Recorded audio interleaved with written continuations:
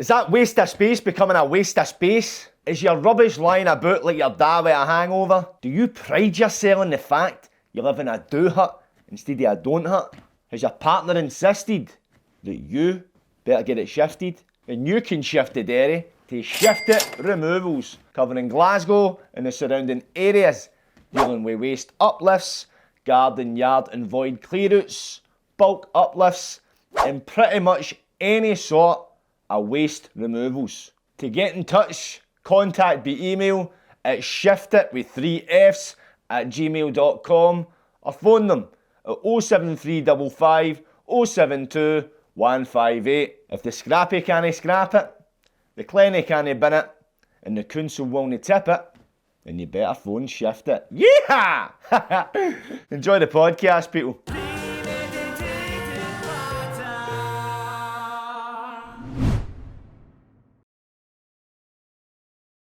Scott Jenkins, CEO of MOJO.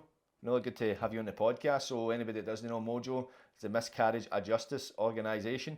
Might have heard of it in the media, and essentially work with victims of miscarriages of justice.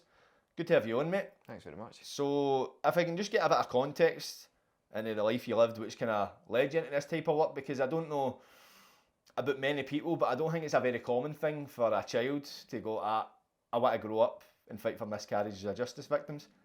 No, in the first instance, I think what a lot of people the reason a lot of people are attracted to the law is access to justice, I suppose. It's quite a glamorous profession as well. A lot of people are attracted by the money and the status that's involved in it. And I think when I was deciding that I wanted to go and practice law, that was something that did appeal to me at the time. You wouldn't work in the third sector for a charity if you were interested in money, and status is something that doesn't appeal to me at all. But the third thing about that access to justice is what really got a grip of me when I started getting involved in different projects when I went to law school. I grew up in a kind of no terribly nice area. I wouldn't say it was rough or anything like that, but what I seen as I was approaching kind of 16, 17, 18 and was working out what I wanted to do in my life was people would get into bother, and sometimes they would get away with it and sometimes they wouldn't get away with it, and it was all to do with people making decisions in the corridors of the sheriff court. Like if your lawyer knew the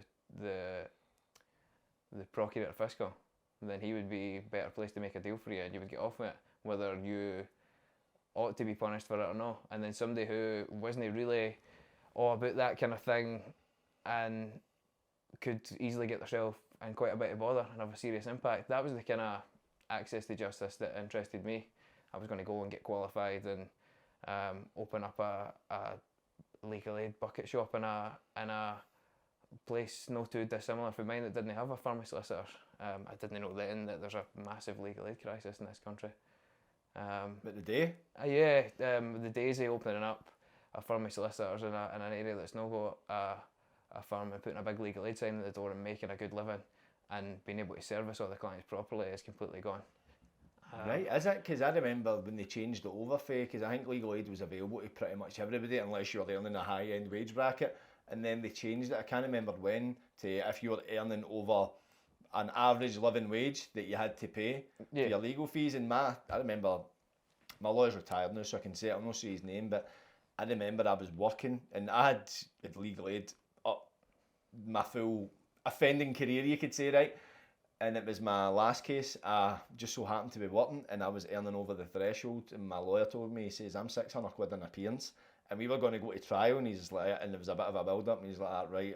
It kept warning me because he was like, listen, this can be quite costly. He wasn't trying to push me down pleading, he was keeping me away from that, but he was making me aware that it was going to cost a few quid. So you can imagine somebody in that position where if you're no guilty, but if you've not got the finances that can supplement that, then you're going to be encouraged to plead guilty. I'm sure the means test is the same, but what a lawyer can claim for the work that they do is charged a different way. So they get a fixed fee for a case now, whereas before they could, the amount of hours that they'd done and trying to put a defence together for you, and they would times that by how difficult the work was, they could claim for putting a proper defence together for you.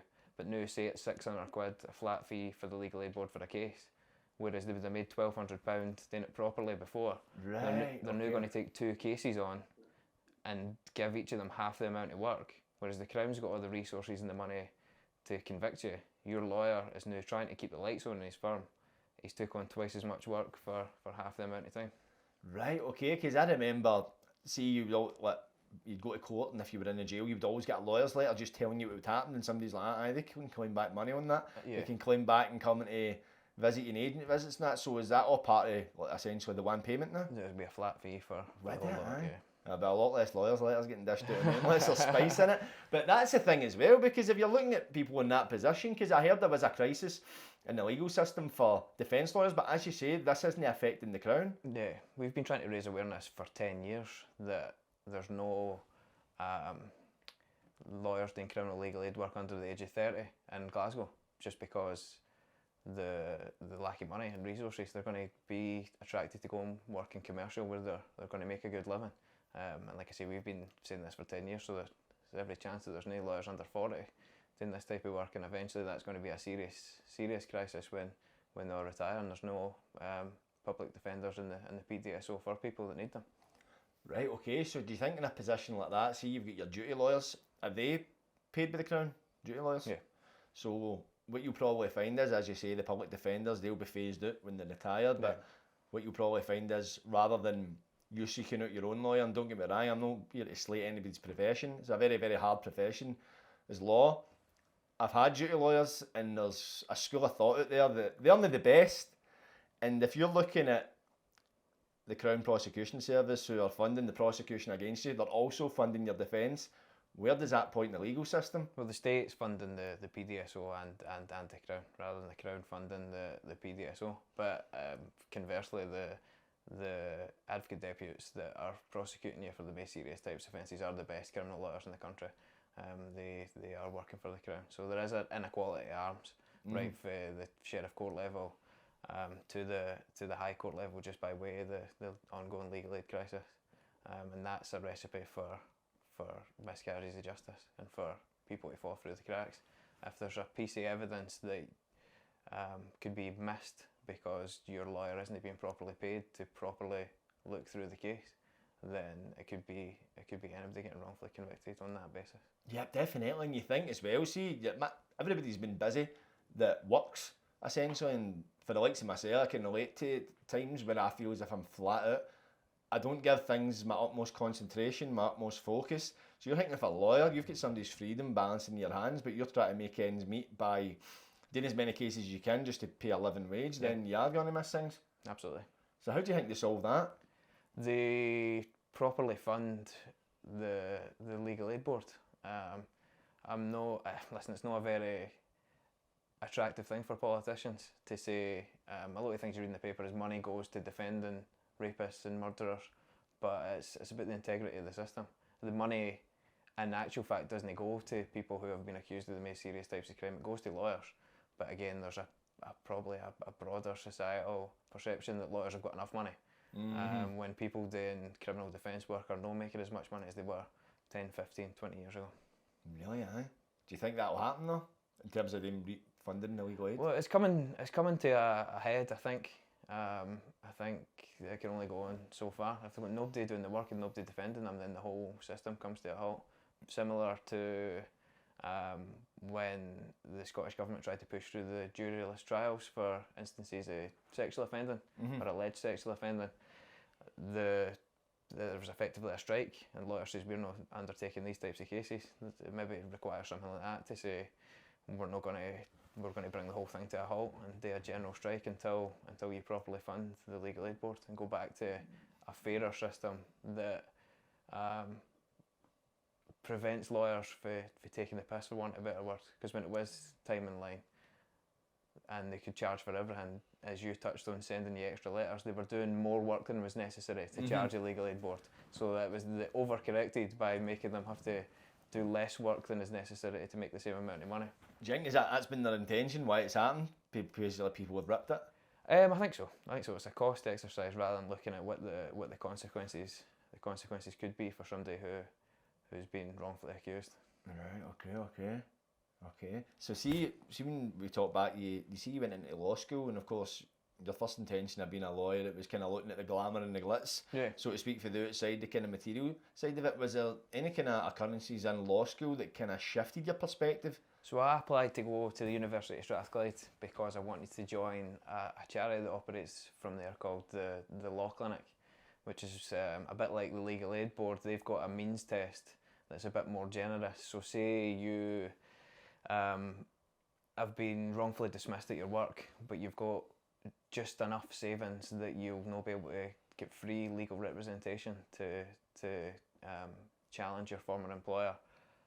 But if you spent all that savings, given that you've just lost your job, you need free support and assistance. So you get a team of law students assigned to you, supervised by qualified lawyers in the clinic, and they'll represent you.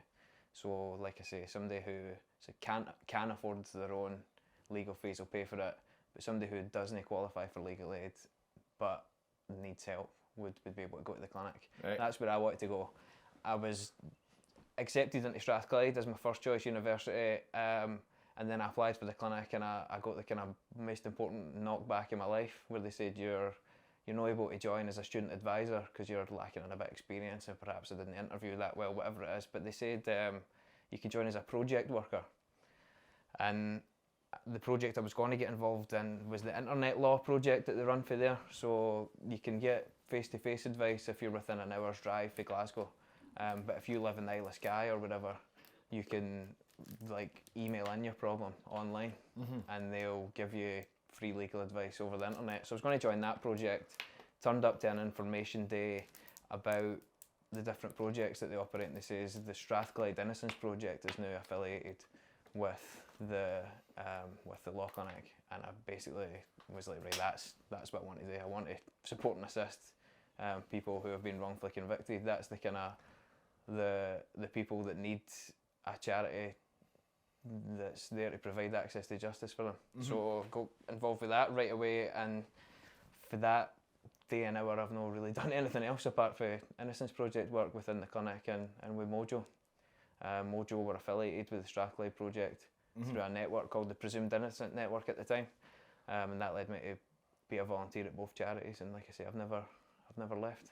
Right, okay. It's such a noble thing to decide you're getting in that. Don't get me wrong, it's like when you started off, it was probably your own self-interest. As most people do, because you're about to pick a career that is going to give you prosperity and going to give you security, essentially, but then to go into that and then suddenly your tack changes. Do you think it was like your environment growing up? As you say, do you mind asking as where you grew up? Aye, I grew up in a place called Camelin in Falkirk. On Falkirk, aye. Yeah, I know it. Do you know it? Yeah. Aye, well, I used to live in Bowman. No, aye, there was that as well. I stayed there for a few years, but I had a pal that stayed in Falkirk, and we used to go to Camelin. There's a pool hall there. Yeah. They've got one in Bainsford called the Creamery. I forgot the name of it, so I used to go to that pool hall all the time with him. The corner pocket, the pool hall in Camelin used to be. Is that what it's called? Because I remember, see, Falkirk, that's where I've never been a gambler, right, but the first time I gambled was in that pool hall. Really? I put on Amir Canvas fighting a guy called Michael Gomez. I was like 16 at the time, and I had this wee moment when I thought, right, can't win the 5th round knockout, and I put it on, and it was a TKO, get stopped. So I had to get somebody to jump into date for this, man. I think I might have been about 15. I won the bet, I got like 50 quid, and it was during the Euros, and Spain was playing Italy. I don't really watch football. I was like, that's got to be a draw. So I put on a draw, and it was 2 each. I was like, right, man, I've got a knack for this. Went into that pool hall and spent every penny of the winnings on the puggy. Wow. And that was me. That was my stint into gambling. I was like, right, maybe this isn't for me. So I remember it well. I know it well, man. Yeah, so like I said, it's not the nicest area in the world. I hesitate to be too down on it. It never done me any harm coming from there. My mum and dad are both mental health lawyers, so like I said, mental health lawyer? Sorry, mental health professionals. Oh, right, okay. They're both I was like, that sounds interesting. No, they're both mental health nurses, and I think that kind of helped influence where my career ended up. Like I decided I wanted to go and practice law, and now I'm in a position where I'm utilising my law degree to do all sorts of different legal work on a pro bono basis for our clients, but the bulk of what I do is supporting and assisting very mentally ill people. And I think that kind of non-judgmental approach and kind of normalising and being against the stigma around people with mental health problems that never really occurred in my house influenced that. So yeah, like I say, my parents and the kind of values they've instilled in me, I think helped steer me in the right course when I was pointed in the right direction of this type of work. But as you say, I was probably selfish and young and out for myself. And I think that's what probably washed through in my interview at the clinic, where they said, "Look, you're not ready. Come back and apply again in a year." I was probably talking about how great I am and what I can do for the charity and all this stuff I'm going to take back in terms of experience and do that. When what they want to hear is, I'm interested in this type of work. I'm interested in access to justice, and I'm going to turn up and I'm ready to learn. And it's what I'm willing to give as well, innit? Yeah, absolutely. See what you're saying there as well, but it sounds it. The biggest thing for you in your line of work is fighting for the victims. Yeah. Has there ever been a part of you that's been fighting against the system? Yeah, I think broadly MOJO operates with 3 principal areas of activity that form one holistic service.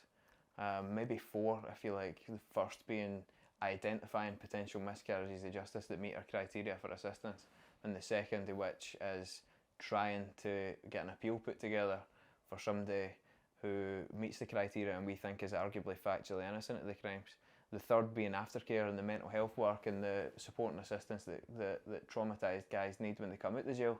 And the fourth is campaigning and awareness raising, doing things like this, talking to you and your viewership about the issues that affect our clients, and trying to campaign for real change that will mean fewer miscarriages of justice happen. And obviously there's direct things like this, but we take a very gradualist approach against the system, I feel like, and by way of training up our volunteers.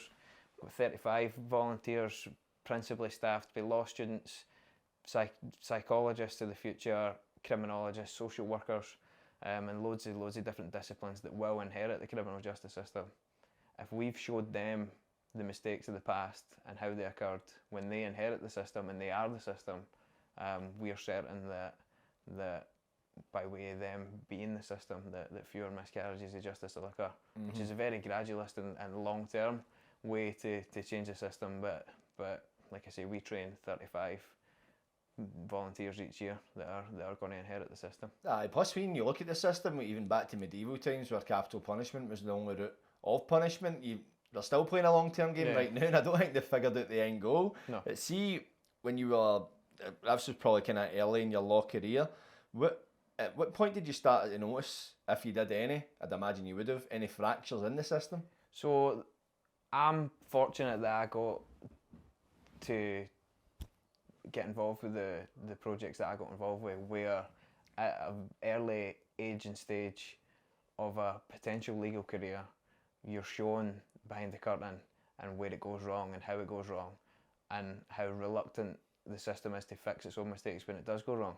But the typical law student for undergrad to your 5th year, which is your diploma in legal practice, you're taught a very superficial look at the system. And what do you mean? So, like, the textbook and your lecturer will tell you that if you're wrongfully convicted, you can apply for your first appeal. If that first appeal isn't successful, you can go to the Scottish Criminal Cases Review Commission, and they're funded to investigate potential miscarriages of justice, and they're the gateway back to the appeal court. Having had a kind of difficult symbiotic relationship with them for the last 10 years, trying to get access to justice for my clients, I can tell you that their self-identified function is that they're the gatekeepers for the appeal court, and they're not there to help get my guys back to the appeal court. Another example that you'll be told in a public law class that you've got the right to judicial review. I don't know if you've heard the judicial review. It's how you challenge a decision of a public body. Well, Luke Mitchell using quote for that recently. It's very topical at the moment with Luke Mitchell reviewing the decision of the parole board, saying it was out with their powers to refuse him his parole. So on paper, and as a law student, you're told, you can apply to the court for a judicial review. But the test is that no reasonable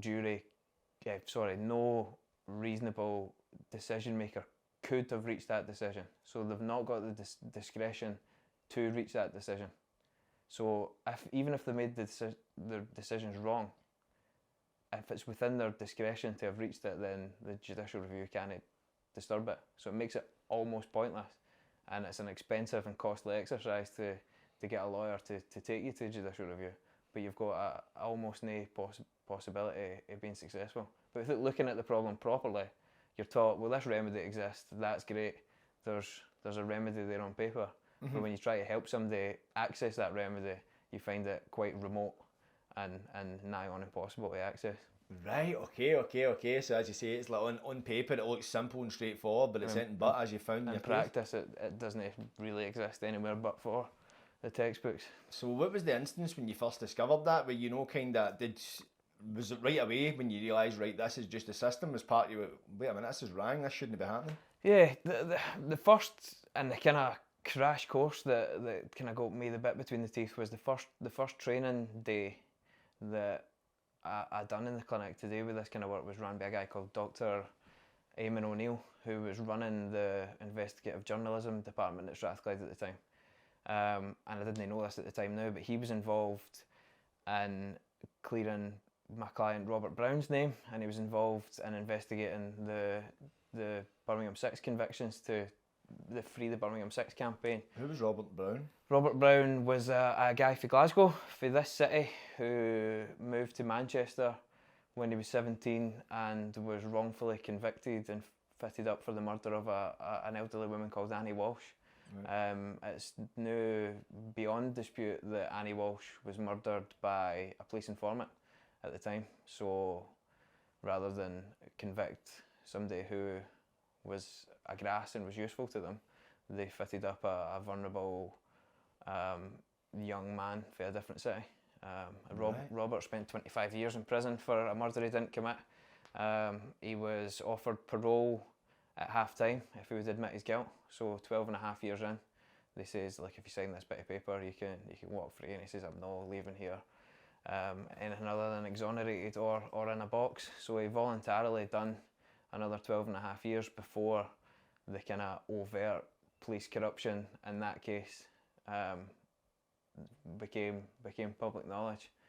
One other person won their appeal based on the same cop that fitted up Robert. They were systematically fitting people up. Right, and okay. That lifted the lid on it all. And Robert's appeal, the Crown never even contested his appeal.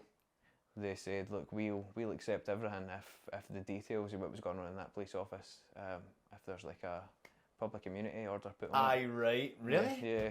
So and did that go ahead? Yeah. So the extent of what was in the dossier that was accepted by the Crown and the defence and the court to exonerate Robert has never been shown to the public. So when did this happen? This was again one of the kind of legacy 70s cases. Was it? So Robert was convicted in the late 70s, like Paddy and the other high profile cases in the late 1970s.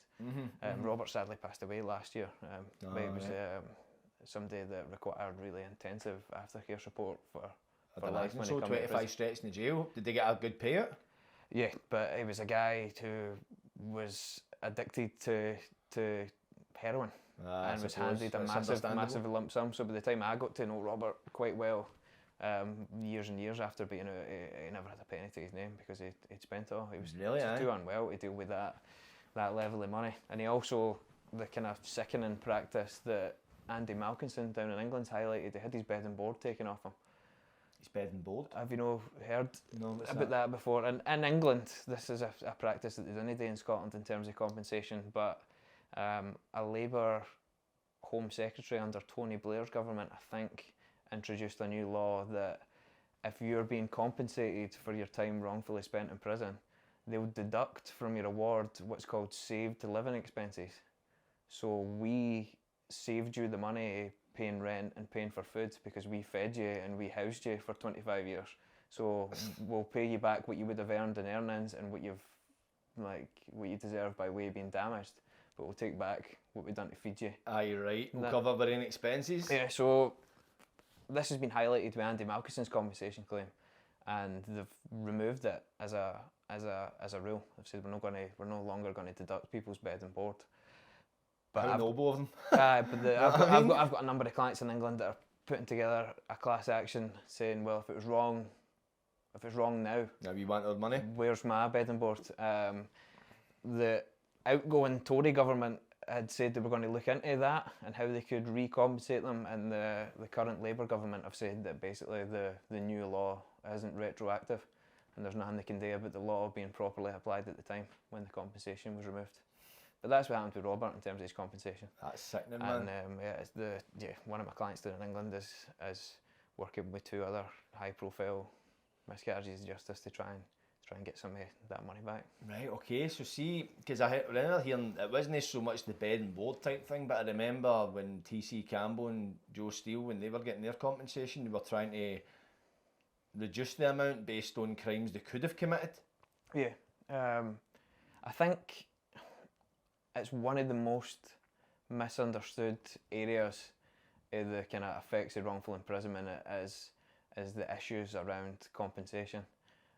In England, as I say, there's only one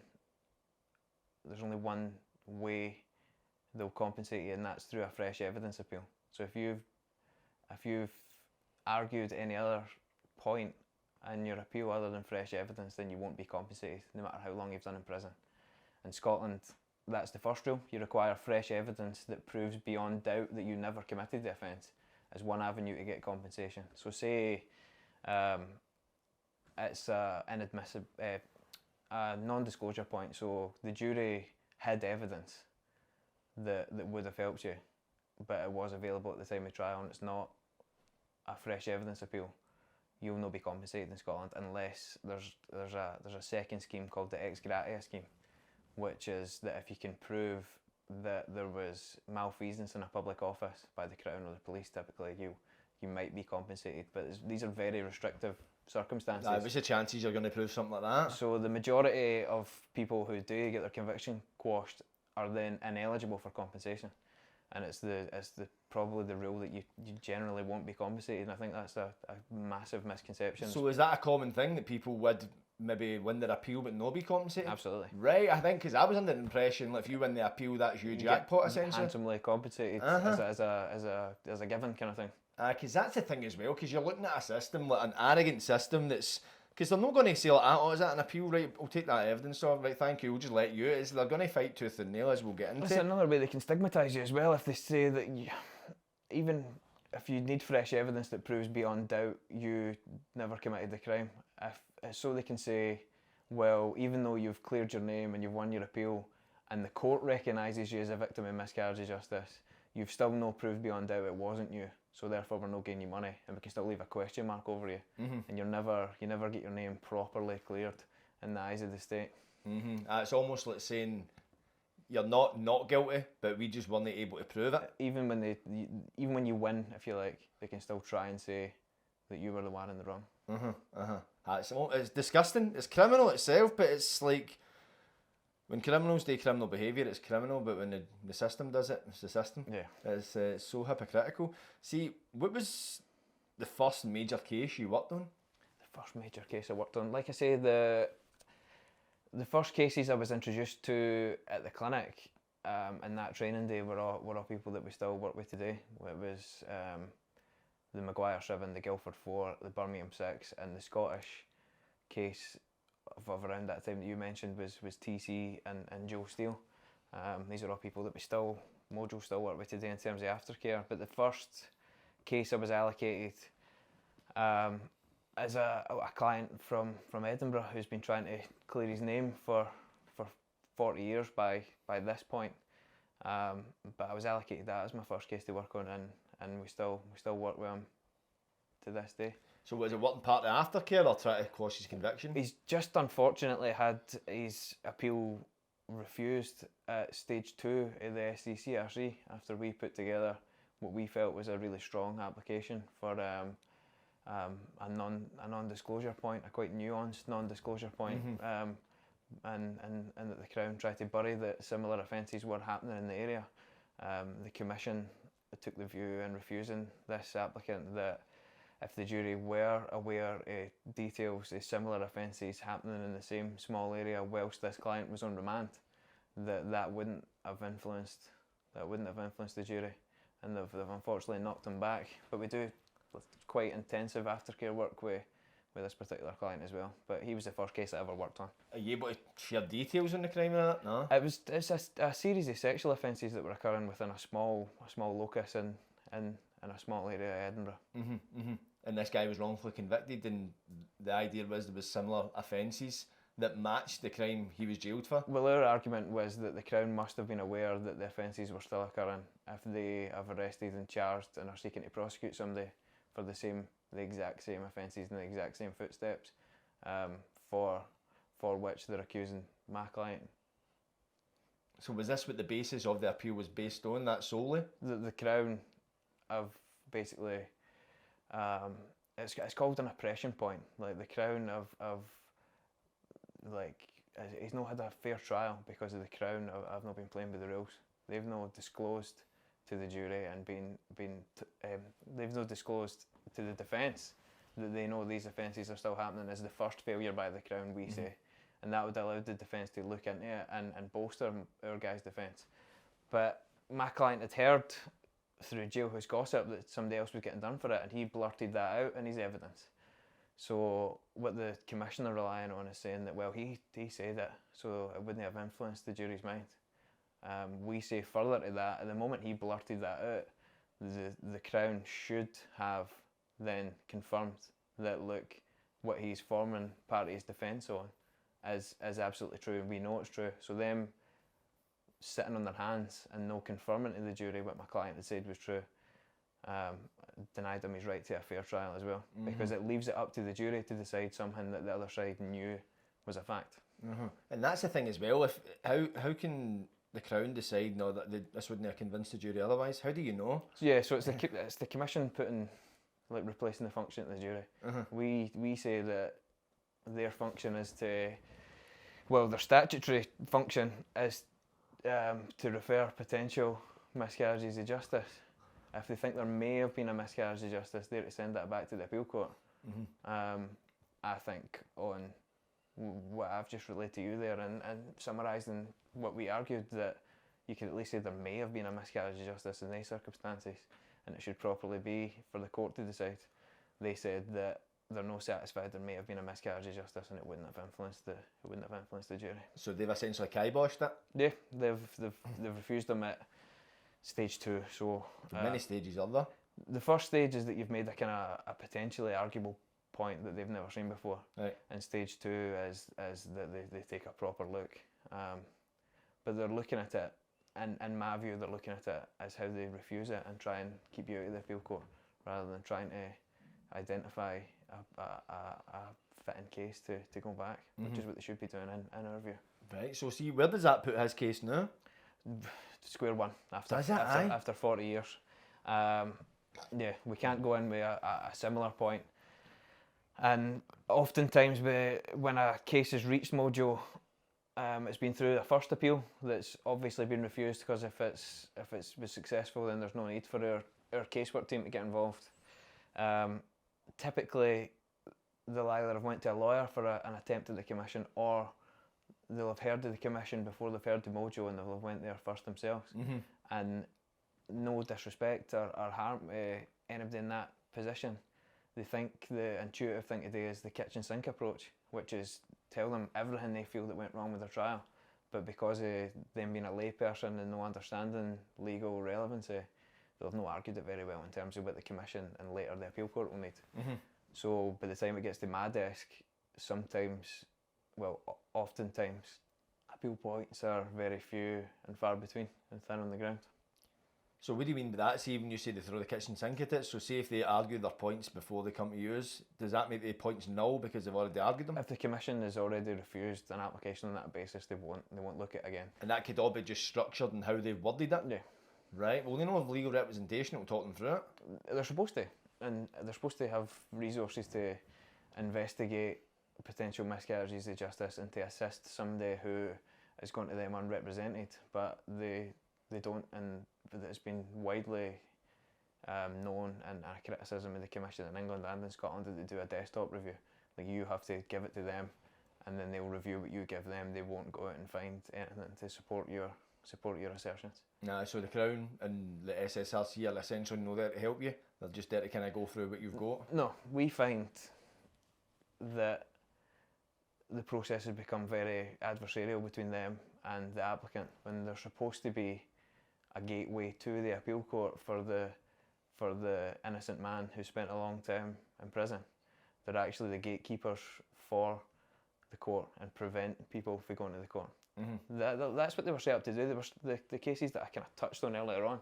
They, like Paddy, the founder, MOJO, he was a member of the Birmingham Six. 6 Irishmen wrongfully convicted for the Birmingham pub bombings, and a former director of ours as well, the late Jerry Conlon. He was one of the Guildford Four. Aye, In the Name of the Father. Love the film, man. The public outcry in the first instance that got them convicted was that somebody has to pay for these atrocities. When it started to come out through Paddy and Jerry writing to churches and MPs and lawyers and getting it out there that, oh, these guys have been fitted up, the public outcry was, you need to get them out. So a public outcry got them convicted, and a public outcry got them exonerated, effectively. Then the public appetite was, how could that possibly happen first, and how do we make sure it doesn't happen again? In response, England created their commission in 1997. There was not really an appetite for a commission in Scotland, but reluctantly we copied the English system and we got a Scottish equivalent up here. And then that has allowed the complacency that we were discussing earlier to creep in. They can say, well, we fixed the problem. We've given guilty people people who are saying that they're victims of miscarriages of justice an opportunity to try and make their way back to court. All these cases I've mentioned previously as well, it's important to note, Guildford 4, Birmingham 6, the Maguire 7, T.C. Campbell and Joe Steele in Scotland, Robert Brown, all these egregious 1970s cases, none of them won on the first appeal. So now, as I said to you earlier on, it's very, very difficult in Scotland to win a second or subsequent appeal because the Commission are reluctant to send cases back, and where they do send cases back, we feel that the appeal court treats them differently than they would a first appeal.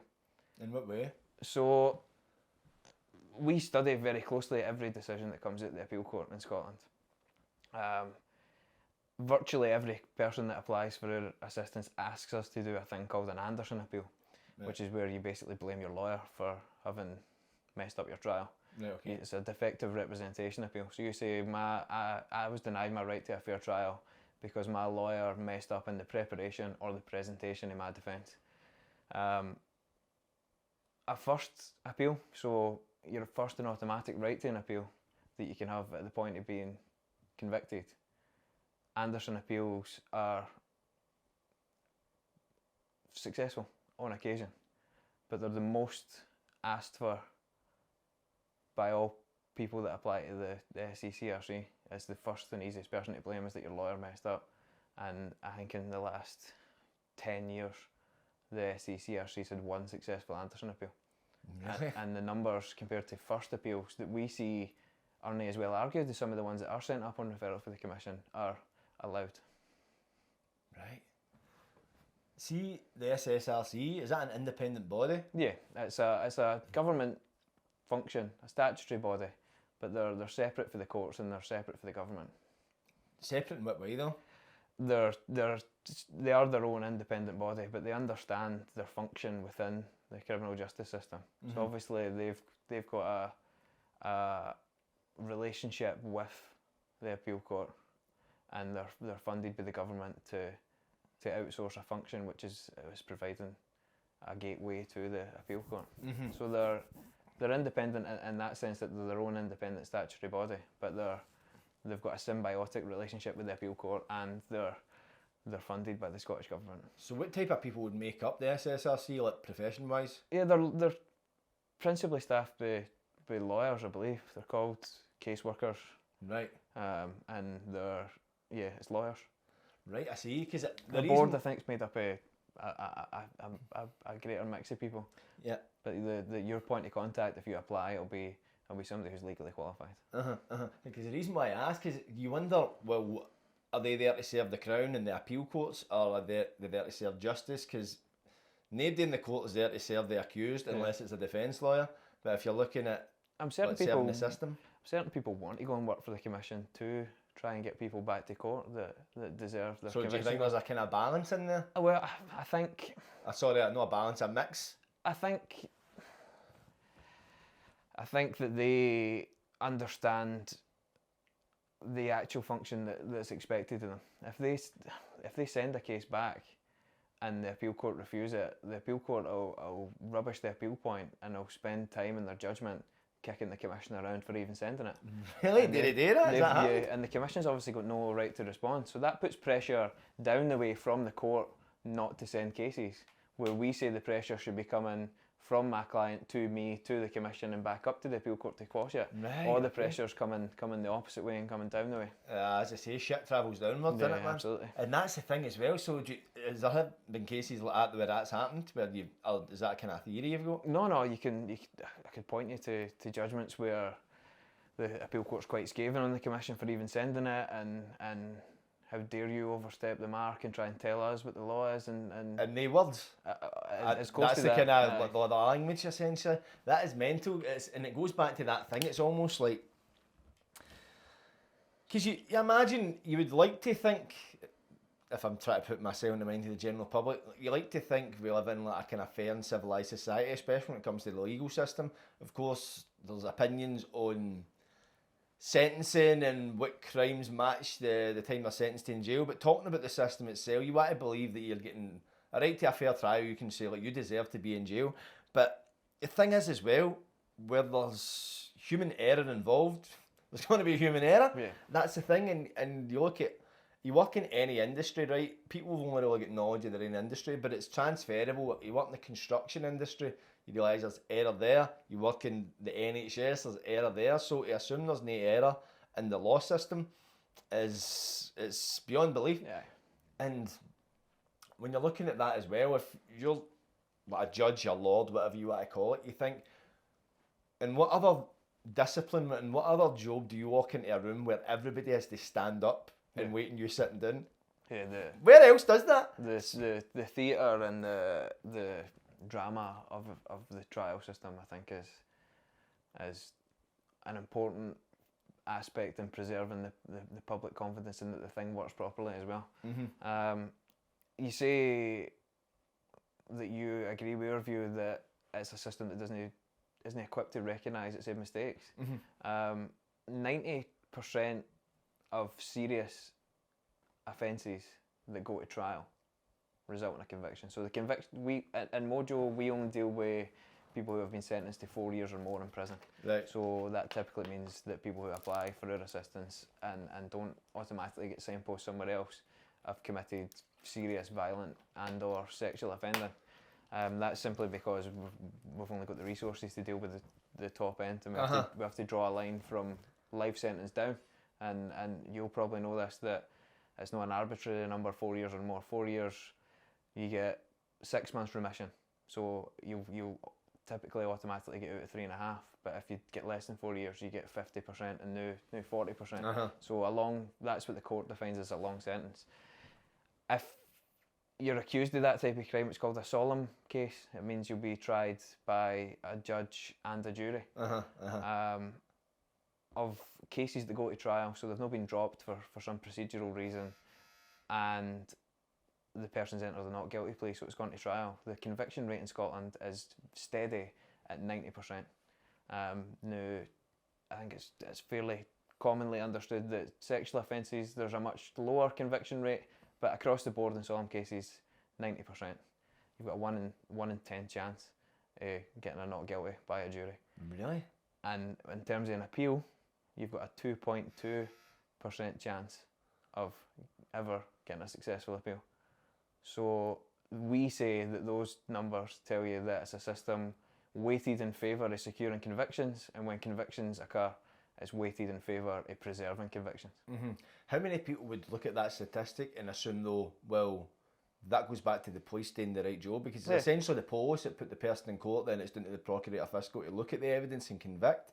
So would that be the assumption based on, right, if the police have got the wrong guy? Saying that, in fact, well, if the police have got the wrong guy, then we'd like to believe, right, the evidence should suggest otherwise. It's like people say, like, if you run for the post, oh, why did you run? Yeah. You must be guilty. Like, I ran because they were chasing me. Yeah. We're designed to run from a threat. You could, listen, I think people do look at those numbers and say that, like, good, that does help me sleep easy in my bed, that the courts are a conviction factory and that we're allowing very, very few appeals in this country because the police didn't get it wrong and the jury doesn't get it wrong. But anybody that's been realistic about it recognises that the police and the jury are fallible, man-made concepts ran by people, and that they do get it wrong from time to time. The Crown in England reckon about 10% of criminal allegations are false by their own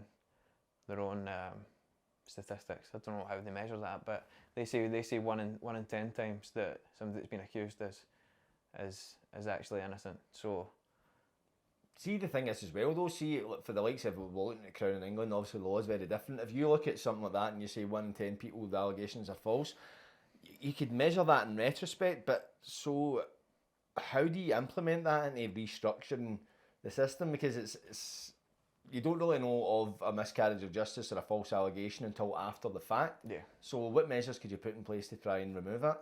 there's absolutely one-way traffic in Scotland for removals of protection for accused people and removing or making more difficult avenues to appeal convictions. Typically, this conversation surrounds sexual offending. 90% of what's gone through the courts at the moment is sexual offending, most of which is non-recent, which is fine. There's a massive public prerogative to make sure that convictions are being secured for these types of offences. But in removing protections for accused people in these instances, that number I said that was lower, it's closer to 60% in these types of cases. The government are looking at that number and say that needs to go up at all costs, which is fine until you're the person sitting in the dock and you're one of those 10% that has been wrongfully accused. And it's no, a trial's no an exercise in getting to the truth of the matter and it coming out in the wash that you never done it. It's let's make sure we get that number 60% up to closer to 90%. And plus with the likes of sexual offences, you look at it, would you say that's probably, we're looking at the probably, no, it's a tricky subject to talk about, so rather than answering it, I'll kind of say it, because there's a lot of sexual offences where, do you think there's a higher percentage for them where people say, I'm wrongfully accused of this? That's the highest maybe? I think that the highest, the work that we get at MOJO to investigate reflects the work at the High Court. So if 70 to 80% of what they're dealing with is sexual offending, then 70 to 80% of the applications we're going to get sexual offending. Our view is a simple one. It doesn't matter what you've never done. If you can establish to us that you're arguably factually innocent, then it doesn't matter what you were wrongfully convicted of. We're founded by somebody who was convicted of the most appalling mass murder and was one of the most hated men in the country until it come out that it certainly wasn't him that done it. So at the point of investigating a potential miscarriage of justice, we are completely non-judgmental. And at the time of refusing an application, it's not really our place to judge them either. If we feel they haven't got a claim to being innocent and they're writing to us for in prison, then they've already been properly judged and are in fact where they ought to be.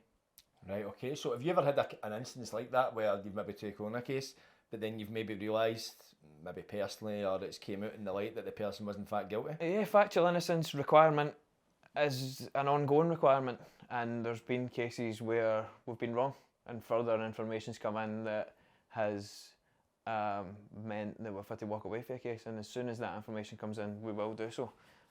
We've done it before and we'll do it again.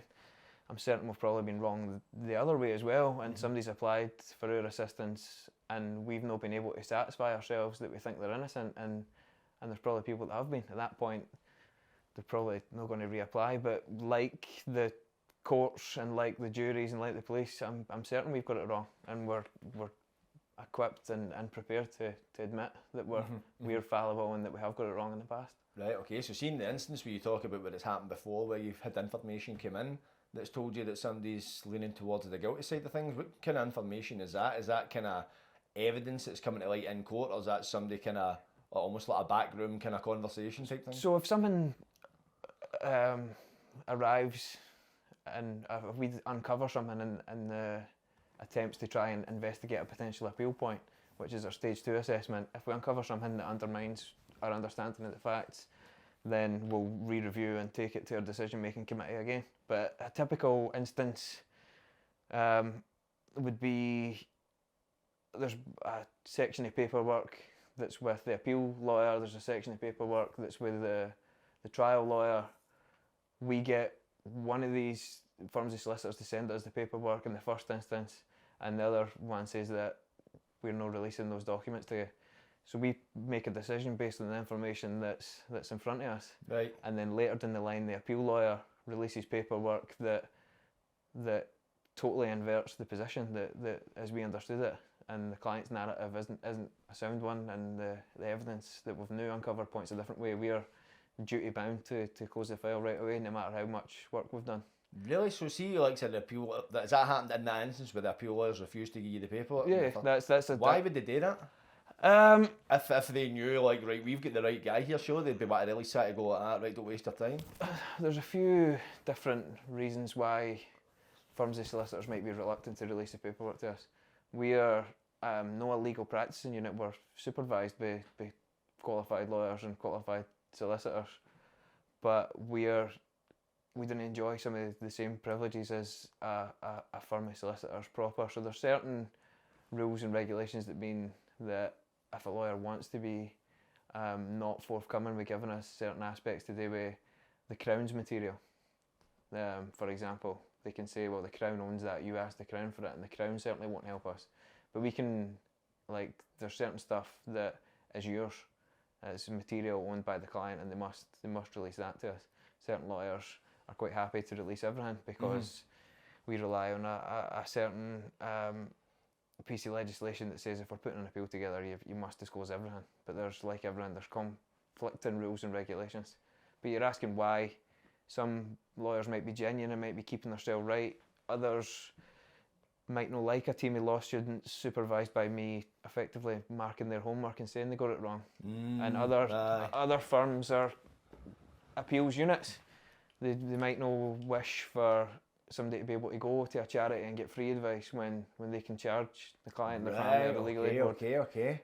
But yeah, I'm not suggesting for a minute that's the reason that all lawyers are not always forthcoming, but I'm certain that might factor into some of the decisions not to be completely ready to trip over yourself to help MOJO to help a client. I see, because MOJO is essentially, it's aiming to help the innocent and support the innocent, but in the eyes of the court they're the guilty, and as you say, as we spoke about previously, the court is stone set in its opinion. Do you ever feel there's any type of friction between yourselves and the Crown?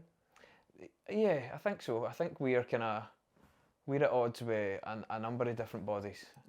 And the work that we do at MOJO is universally popular with loads of different aspects of the system, and with the public who can quite easily miscategorise what we're trying to do.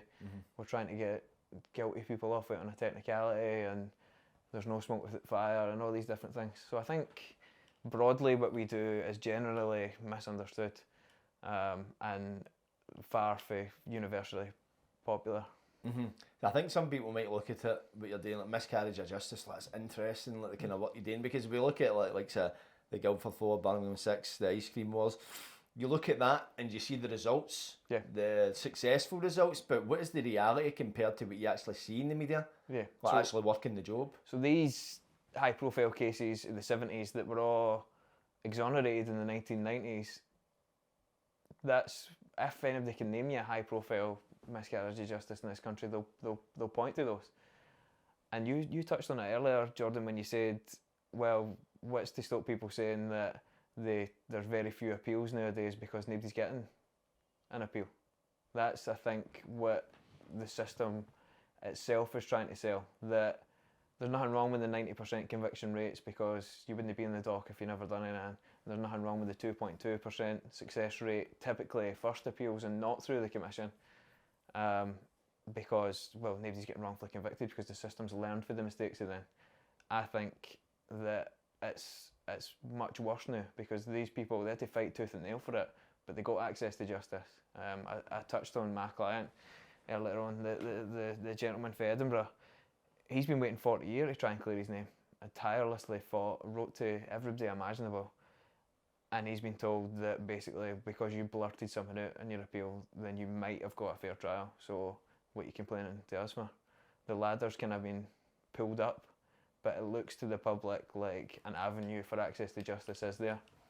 Because I think what you would look at it, you like to think to look at like the likes of these, if you look at your TC Campbell's, Joe Steele's, Birmingham 6 and that kind of thing, you would like to think the system reviewed its own actions and right, we want to stop this from happening again, but they've went in with that method, we want to stop this happening again, but rather than restructure the system itself, they've put more roadblocks in the appeal process, like, well, we'll shut this appeal down here, we'll shut it down there. So rather than take accountability, I talk about it a lot, see when people, I've been quite vocal in like the prison system lately, and I talk about the court system, and people talk about reoffending, and that says the courts, the justice system needs to take a bit of accountability, because whatever punishment you're handing out to people in order to deter them from committing crime clearly isn't working. So right now you're just giving up and just giving. It's like I always use the analogy of telly. If your telly's not working and you smack it with your horn and it doesn't come back on, you don't pick up a hammer and hit it harder. You phone somebody that knows something about tellies. Justice system likes to hit it with a hammer, then blames the telly for not working. Yeah. So I think we're broadly talking about the same attitude within the system when I'm trying to highlight the difficulties in my clients receiving support and achieving access to justice.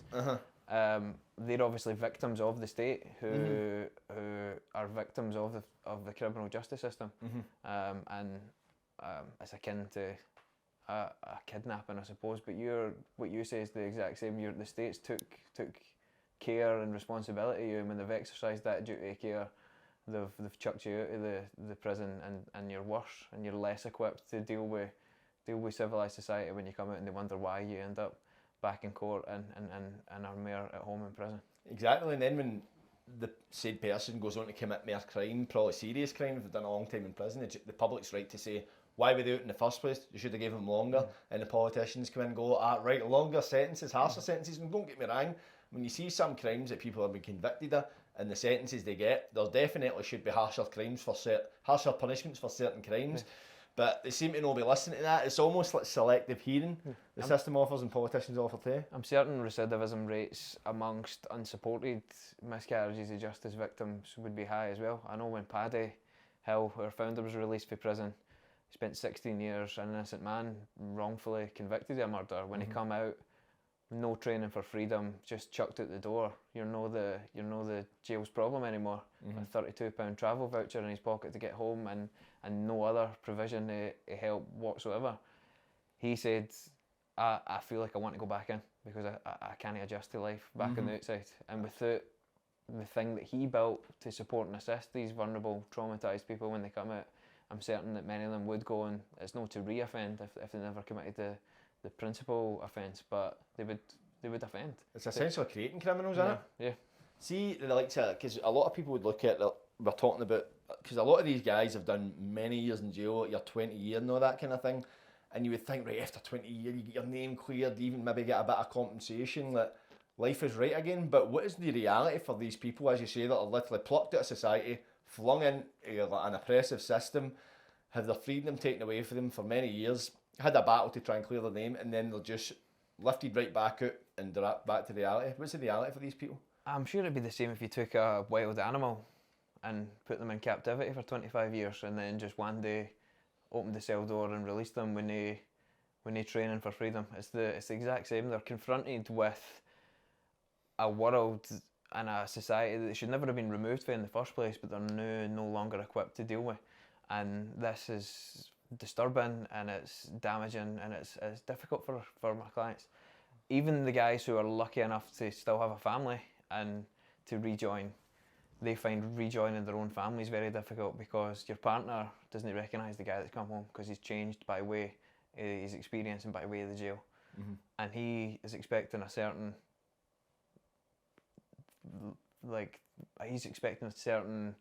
reaction for his wife, and she's confused and she doesn't recognise you. It's like akin to loss. You've lost all the years with your wife and she's lost the person that was taken away. So it's difficult rejoining your family. The first and most difficult thing for clients is being confronted with things like it's busier in terms of traffic and public spaces. I always need to take a client to use the supermarket with them for the first few times because they're confronted with now have a choice of what shampoo you use and what you're going to have for your dinner. When Self-checkouts and that. It's just even being confronted with choice because you've lived for 4 years or more in an environment where you've not even got a door handle on the inside of your door, and you didn't decide when your light gets turned off, you didn't decide when you eat, you didn't really decide what you wear. They're now confronted with all of that, and they've had no proper training for freedom, and they're basically been flung out. They're not the state's problem. I take my hat off to the Scottish Government. They fund MOJO, and they have done for more than 2 decades. Successive Scottish governments, they recognise that there needs to be a service for those people, and that's what we've been providing. See, the likes of, because of course, MOJO, it speaks out against the system to a degree because obviously we're advocating for people that are miscarriages of justice against this massive system. Is there ever any fear? See, when you're like being a government funded body, is there ever any fear? Like, not so much, I don't expect a fear, but is there ever any worry of consequence of maybe overstepping the mark where the Scottish Government might decide, oh, right, wait a minute, well, we're funding you, so there's that kind of, you understand what I mean? It's almost like speaking against the employer to a degree. We're alive to that, for sure.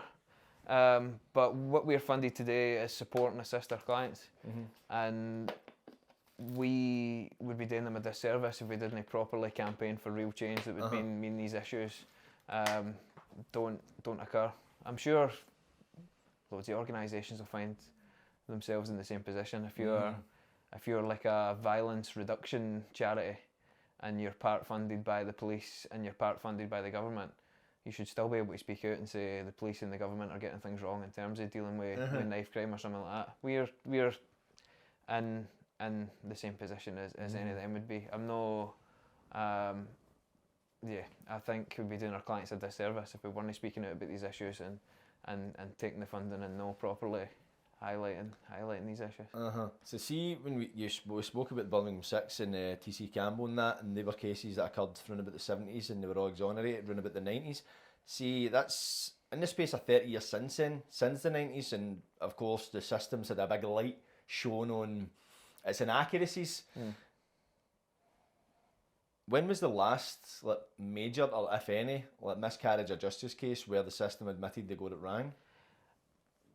In terms of high profile cases, I think the last one that the public could point to is probably TC and Joe Steele. So it's been that long ago? Well, I think so. The post office has been a kind of ongoing scandal where obviously all these people wrongfully convicted by way of the Horizon scandal are all getting their convictions squashed, but they are much more sympathetic victims than somebody who's been stigmatised by way of being called a murderer or a rapist. In terms of the types of cases that we're typically involved in, I think the last one we can point to is TC and Joe. However, in terms of first appeals and ignoring second or subsequent appeals through the Commission, the Appeal Court in Scotland recognises 1 or 2 solemn miscarriages of justice a month. So that's in cases that are sufficiently serious to merit being tried in front of a jury. Recent statistics show that on average it's just less than 2 a month that they recognise by their definition of miscarriage of justice, which is different from MOJO's definition, which is somebody who's innocent of the offences of which they've been convicted. But the court recognises appeals all the time. Really? And first appeals, 2, like I said, on average around 2 a month, but this is first appeals I'm talking about. But there's no ever a huge big fanfare, but it's not a fringe issue in terms of the courts. 2 a month, a lot of people.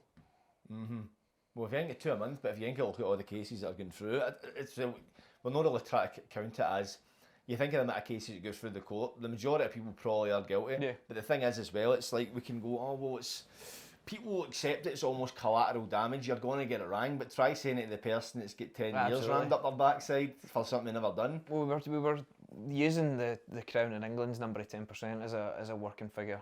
We get more and more applications for assistance every year, and the demand for our service is always going up. But we typically take on 1 in 10 applications, so maybe 10% across the board isn't isn't too far off in terms of what we think. But say it's even 1% of people in prison in Scotland are guilty. That's like 70 men and around 3 or 4 women. That's a lot of people. If even 99% of the time they're right, which would, you could say, well, 99% of the time you could be forgiven for that. That's 73 people in Scotland that are serving time in prison for something they didn't do. I know. And that's a very generous saying that only 1% of the time that it can be wrong. And that's the thing as well, when you talk about somebody coming out and if they're doing, if it's a long-term sentence and the missus doesn't recognise them, they've changed. Because it's one thing being a criminal and you go to jail, because I've done it. When you go to jail for something you've done, you accept your circumstances. For the most part, you just go, right, it's not the best situation, but I'm here. I'll just go on with it. But if you've not done it, it's a harder pill to swallow, because it's like, wait, I shouldn't be here. And It's a form of double punishment, Jordan. If there is a massive kind of contradiction in the fact that it is easier for a guilty person to move on with their life for something that they did do than it is for an innocent person to move on for something they didn't do. That's absolutely true, and we see that all the time.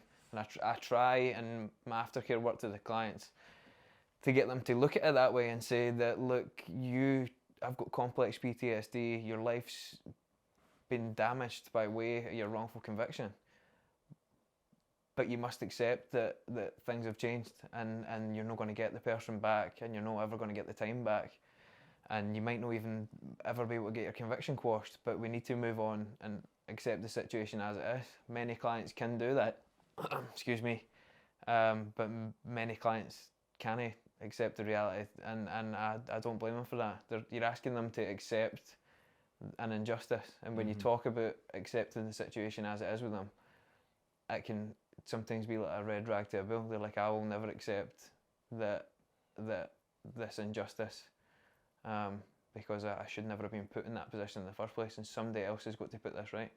Do you think that's one of the biggest challenges you need to deal with, is getting people to come to terms with acceptance? That's the biggest challenge, and in terms of a personal challenge for me, in terms of aftercare, is sometimes clients who would like to move on can't, and sometimes clients who might be able to change their thinking in certain aspects won't or can't as well.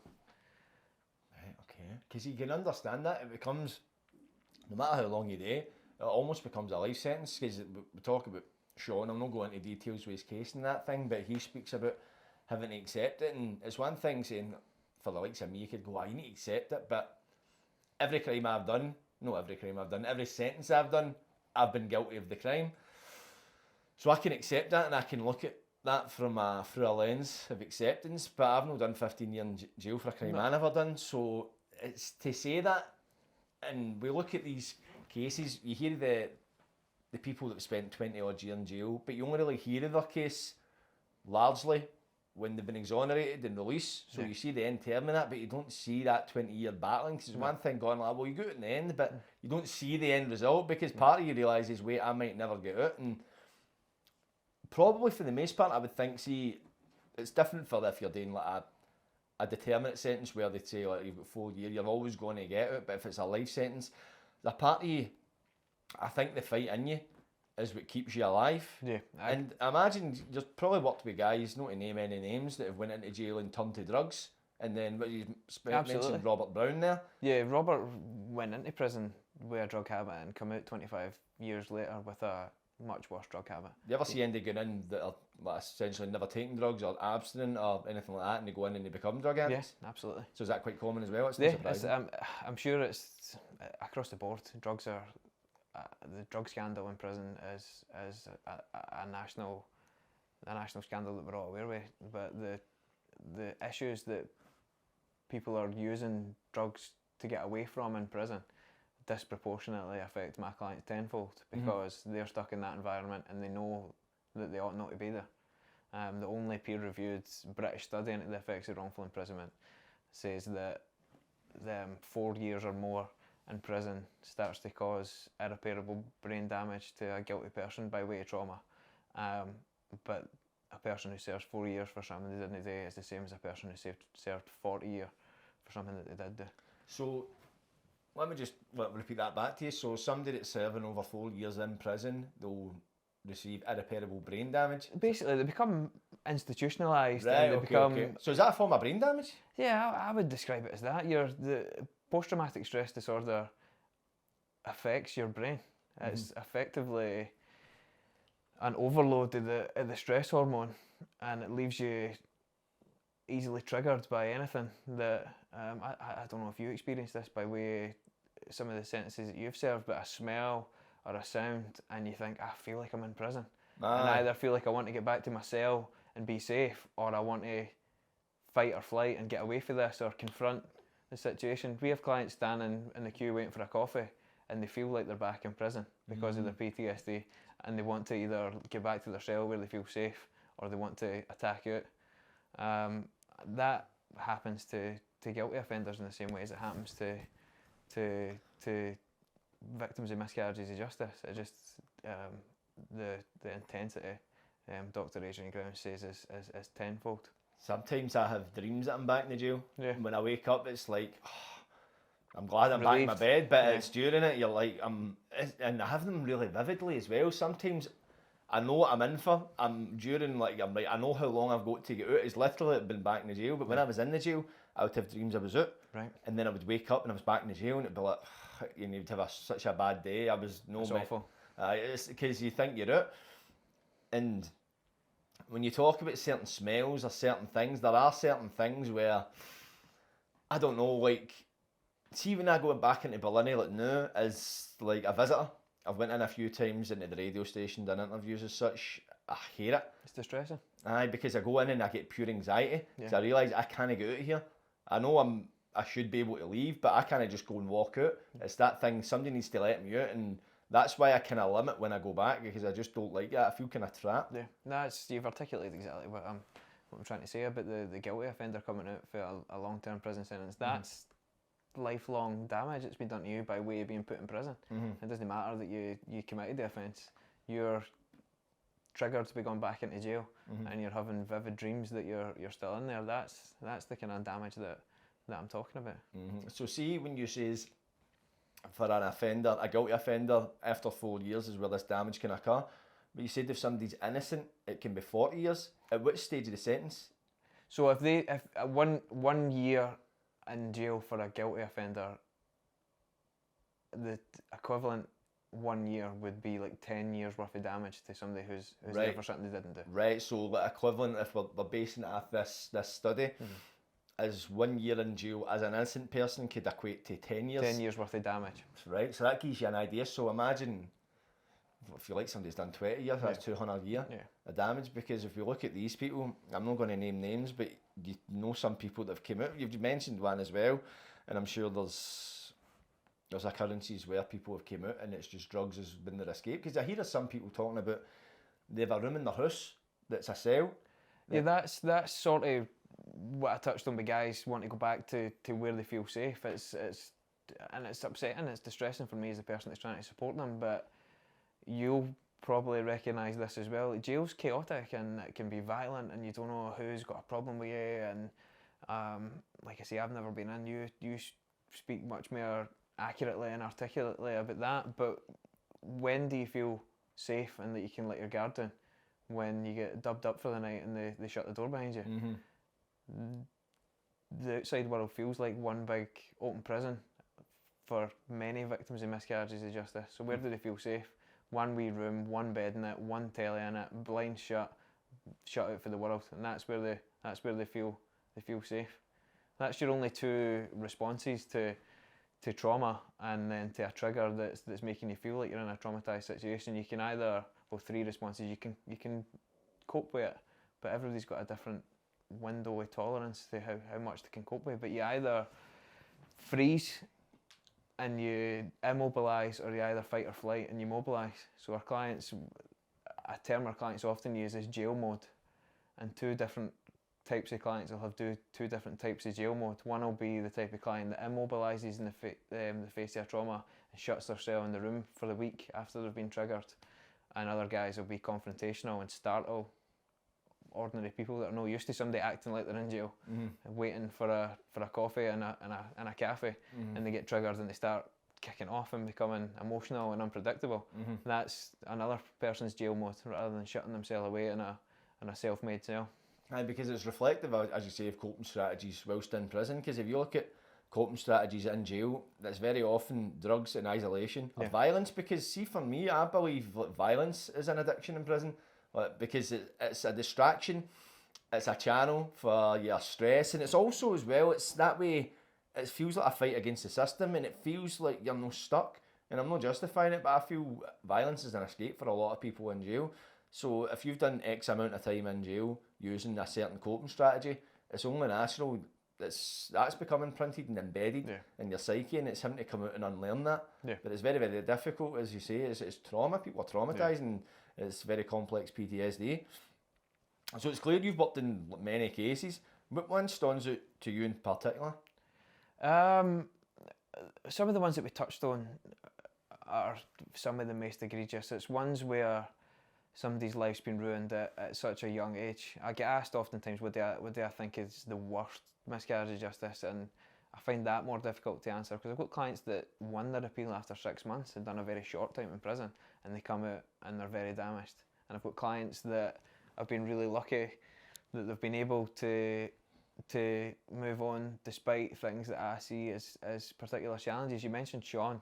Sean is somebody who identifies as a victim of miscarriage of justice. He's somebody that we support and assist.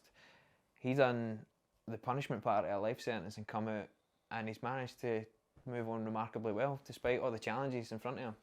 He's getting on much better than the guy that done 6 months that I mentioned, who's been out much longer than Sean has. So it's hard to compare. But I find, like I say, the most egregious cases to me are like Patrick Maguire, who you met with me the other week, who was fitted up at 14. Paul Blackburn, who was also fitted up at 14 for an attempted murder. When it's somebody so young and the corruption on the side of the police is so overt and they know they've got the wrong person, I find these the most egregious. But that kind of overt in your face police corruption nowadays, give them their due. It's a different type and a more nuanced type of corruption, I would say, we see, where it starts off as noble cause corruption and confirmation bias. So they think you and I committed a crime that happened round the corner today because the police didn't like me, didn't like look at me, and you've got previous. So who else is it going to be? It must be they two, and they start trying to look for evidence that points to it being us, when evidence that points it to be somewhere else, and they've already started on this path of what they see as noble cause corruption. They think they've got the right people, they're just going to make the evidence fit. Then once they've started that ball rolling, it's hard for them to go back and say that they were wrong in the first place, and that look, we were just trying to fit up two innocent guys there. The first domino has already been pushed in terms of us being the ones that are going to get the blame for it. So do you think this is still quite prevalent in police tactics today? Yeah, I think miscarriages of justice is an issue that's certainly not gone away. I just find that they're obviously going to get it wrong. The police are human and make errors the same as everybody else. You recognise that, whilst everybody recognises that, because public confidence in the justice system as a whole helps people sleep at night. The police are the good guys, the baddies are the bad guys, and that a lot of people don't want to question that any further. And I've got sympathy to an extent with that position. It's a distressing truth that innocent people are in jail and guilty people get away with things. It's not a nice thought for average everyday people. But yeah, the main difference now, we recognise that the police got it wrong then in the 70s and the 90s and before. The difference now is that it's much harder to win an appeal, despite the major change being there was a commission formed in England and a commission formed in Scotland that was supposed to help innocent people like the Guildford 4, the Maguire 6, the Birmingham 6 and TC and Joe. That's the big difference. So the appeal statistics change at the 90s when the commission was formed, and I say that it's not that miscarriages of justice have went away overnight. It's that it's just harder rather than easier for them to achieve access to justice. Because if you look at the cases like the Guildford 4 and Birmingham 6 and TC and Joe, they were all down to police corruption. Yeah, and it was all their second appeals and their third appeals. So if they were convicted now, where you might win your first appeal, but it's very unlikely, and there's a 99% chance you won't win your second or subsequent appeal through the commission, all these people would still be in jail today. Do you think if they were to go through their court trials the way they went through them back in the 70s, they would have any success? If there's a TC Campbell and Joe Steele still in prison in Scotland, and I'm certain that there is, they've got no chance in an appeal, in the same way that Joe and TC managed to. Really? Yeah, there was a public appetite to look into these things. There was a healthy body of investigative journalists that wanted to raise awareness for these things and could get these stories published. And there was a kind of a public swelling of opinion that wanted to achieve this kind of thing. None of those things exist in Scotland today. And in England, as I say, they've Andy Malkinson, who I mentioned in the context of compensation, he's won his appeal. It took him 20 years too long to get through the commission in England because it was testable DNA that shows that it wasn't him that committed the offence. He's the last high-profile UK case, and I admire him a great deal. He come out and he done what Paddy Hill done and what Jerry Conlon done. He grabbed the microphone and he didn't miss anybody and hit the wall, to use a Scottish expression that I'm sure Andy Malkinson's never heard. But he said the commission should have sent me 20 years ago. The police knew it wasn't me. The courts, this, and he told everybody like where all the bodies are buried in the English judicial system. Heads are rolling at the commission in England because of him. People are resigning. So they done the right thing 20 years too late and sent him, and they were successful. Perhaps the Scottish Commission are looking at that and going, well, if you send a case 20 years too late and you do the right thing 20 years too late, you're going to lose your job for it anyway, because it just lifts a lid on the fact that you should have done it 20 years before. So it's that self-preservation you think might be a problem? I think so. See, you mentioned there about we'll talk about like cases in the public eye as such, and of course when the confirmation bias probably been a problem in appeal cases. A lot of people, myself included, think that is what's occurred amongst other things in the Luke Mitchell case. I want to know what your thoughts are on that. My own personal view is that Luke Mitchell's innocent, and he certainly was a client of MOJO working in conjunction with what you might call the Luke Mitchell campaign for a short while. He's no longer a client of MOJO and he's not advised by me, but I believe he's innocent, and he certainly meets our criteria for assistance. And I think you're right in what you say, that the police started with the conclusion that it must have been him, and then looked for circumstantial evidence that then supports that theory, rather than trying to investigate what happened with a more open mind.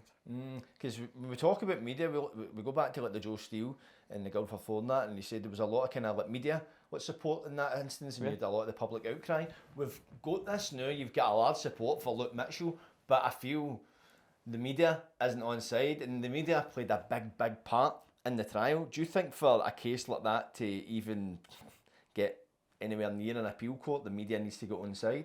I think so. I think there needs to be pressure by the media. The Red Tops have certainly not done any favours ever to Luke Mitchell. The Red Tops? Like Daily Record, the Sun papers. Okay. Is that what they're called, the Red Tops? That's the first I've heard that. Tabloids with the kind of red banner on the top. Okay, I wasn't too sure about that. First I heard that. They've monstered him, and they've made this salacious case where he's this and he's that. They kind of then really roll back on that. As I say, the public swelly opinion that thankfully Luke Mitchell has got, and people are asking the questions, could this be a miscarriage of justice? Has this 14-year-old boy been wrongfully convicted? But that, like I say, only gets you so far.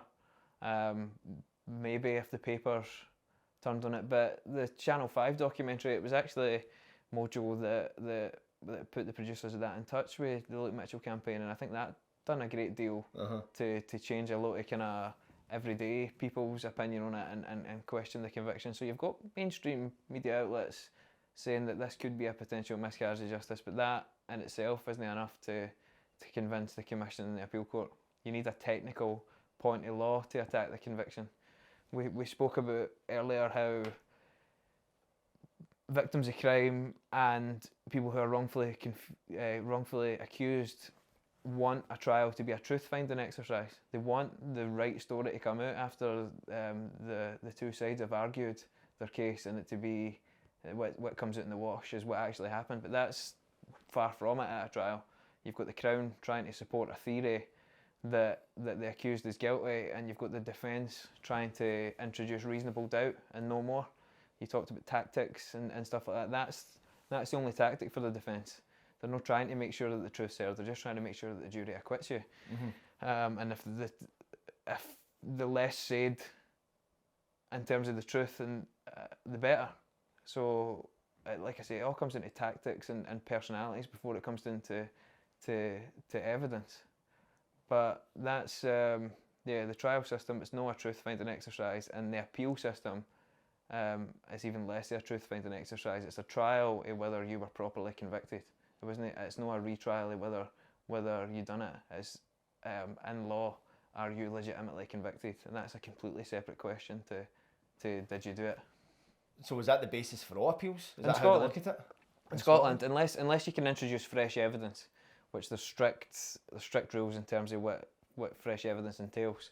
So if you make the tactical decision not to use evidence that you could have used, and then a later lawyer for your appeal says you should have used that, you'll say that that's no fresh evidence because you could have used it at the time. And there might be an argument against your lawyer that was such a bad tactical decision that he's misrepresented you, but that's a high hurdle to clear as well. But apart from those fresh evidence type appeals, it's purely on a technicality to do with your trial in terms of the preparation, the presentation, the way the judge instructed the jury what the law is, or how the Crown prosecuted you are the only things you can challenge a conviction based on.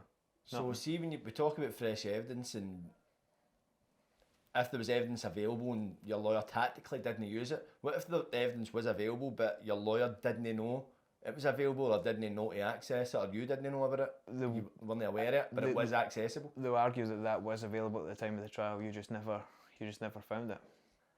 There has to be a good reason why. You have to satisfy the court of why you never used it at your initial trial. So how could you satisfy the court, and what cases in the past have satisfied the court? In terms of a fresh evidence appeal, I'm trying to think what would typically suffice. Andy Malkinson is a good example of a fresh evidence appeal, right, where the DNA testing at the time, I believe this is the case, but this is quite a typical example. Say my client that I said was convicted of a sexual offence in the 70s, an appeal lawyer and we tried to recover testable DNA for the material recovered for the victims of this crime. That male DNA would have shown that it wasn't my client, but in the 70s they didn't have the capacity to test it in that way at the time. Right. So you can say, well, in 1979 when his trial was, that evidence wasn't available at the time because you simply couldn't test it like that. Right, in the okay. time. So that would be a fresh evidence appeal that would be okay. successful. Unfortunately, they opened up the material and they got an inconclusive result, and it destroyed the sample in the testing. I've heard that. I've heard the testing destroys the sample. Is that right? Is that common? I think so. I think if you open it up and like I say, my background isn't in forensics. I've worked with forensic students who can tell me that I'm wrong. This is another problem, is that experts in their field and lawyers speak a different language, if you like. The legalese, as some people call it, isn't always what is how an actual professional would describe it. We're fortunate that we've got a partner consultant psychiatrist that looks after our clients in terms of aftercare and providing them the intensive psychiatric support that they need. He's looked at a couple of cases for us to point us to where we might be able to look at an opinion if mental health is a factor in a potential appeal. And the law uses terms like abnormality of mind and things like that, whereas a psychiatrist would never use that language. So a forensic scientist will speak a different professional language than the language that requires to be spoken in the court as well. Right. But I'm going off piste a wee bit. My layperson in terms of forensic science understanding is that basically if you let the air at it and you open it up, then you've made it unable to be retested after it's especially if it's a historic sample as well. Yeah. Suppose if something's pretty fresh-ish, it's probably got more potential to surviving. See, you're talking about technicalities as well, and if there's no fresh evidence, as we call it, if none of that's available and we're looking at technicalities, so say for toxic, are we looking at technicalities for the legal standpoint, like did the judge and the procurator fiscal, so is it, say a technicality in the case, that wouldn't be focused on the evidence, would it? It would just be focused on how, so if the trial was conducted well, even though the evidence was a bit iffy, and you couldn't provide fresh evidence, even though you were innocent, the game's a bogey essentially. Basically, and it's another way to kind of stigmatise innocent people that have had their convictions quashed, because the only avenue for them to achieve getting that conviction quashed is that it's on a technical point of law, and knowing the facts, then you can say, well, they got off it on a technicality. Right. The first place we'll look for potential low-hanging fruit for an appeal point is the trial judges summing up to the jury on what the relevant law is. Nowadays there's quite standard directions for the jury, but previously judges would have their own stylistic way of telling the jury what the law around what the offence is, and different special rules to do with this is the law in self-defence, and if you believe this, it must be proportionate, and the person must have exercised their right to run away if such an opportunity presents itself. The judge is in charge of telling the jury what the law is. A technicality would be, well, your trial was unfair because the judge accidentally summed up the law wrong. So the jury were told the wrong rules when they went away and applied. So that's an open and shut appeal point. Right. You can be retried. The Crown can say, look, that's the conviction squash. We want to start again for a fresh trial. But you can see how that's a technicality, and it doesn't speak to whether he done it or not. That's just the judge slipped up and said the wrong thing. So like, they would only really retry you if they were convinced they could get another conviction. Yeah. Which has happened, but people have been reconvicted. Yeah, there's a client that we worked with, he had his conviction quashed on appeal. It was an Anderson appeal. So a defective representation appeal, as I say, it was his lawyers representing them so badly that the conviction was declared unsafe. The Crown applied to have him retried, and he was acquitted on a not proven. He then sought to apply for compensation for having been to prison for something he didn't do. And to add insult to injury as well, they put him back on remand in between him winning his appeal and his second trial. So rather than walking out the court a free man, getting his conviction quashed, he went back to jail for 6 months waiting on this second trial. But he was acquitted on a not proven, which means in law that his presumption of innocence remains intact, and it's an absolute verdict of acquittal. When he sought to apply for compensation, they said basically you're not innocent enough, or the jury would have come back with a not guilty rather than a not proven. Aye, right. So how long did he do in jail initially? I think he'd done four and a half years, I think. And 6 months in remand, that's sickening, man. Yeah. It's insult to injury. You summed it up perfectly. How was he expected to move on once all that fighting's finished? So he had the fight in prison to get out.